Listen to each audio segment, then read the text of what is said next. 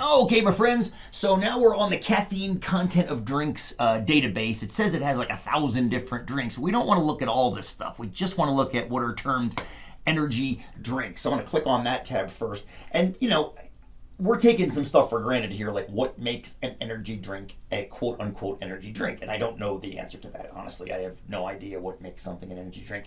So what I'm going to do though is I want to grab this data out of this web page and drop it into an Excel spreadsheet to analyze. So what I'm going to do is I'm going to click in here and I'm going to hit Control A, and that selects everything on the page.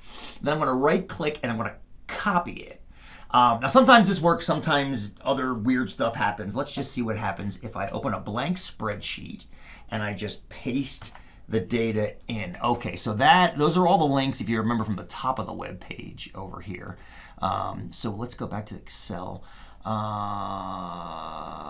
Okay, look, down here, the data is actually down here. So what I'm going to actually do is I'm going to select all these columns up here and delete them.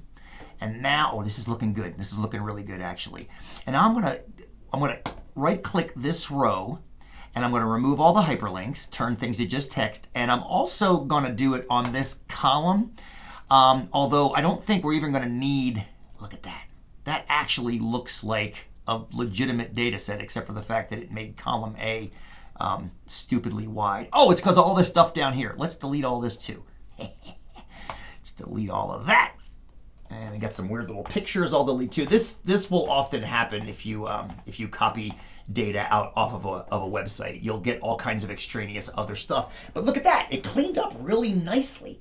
We can now play with this the way we've played with data before. You can get super fancy if you want to delete that. I'm going to delete this stupid little box that's right here if I can. I don't know what that box is. Maybe I can't. Anyway, so now you've got your data actually into a form that you can manipulate, which is kind of nice. So you can do all kinds of things. You can format if you want. But anyway, once you've got your spreadsheet in a form that you kind of like, I think I'm pretty happy with it right here. Move on to the next set of questions.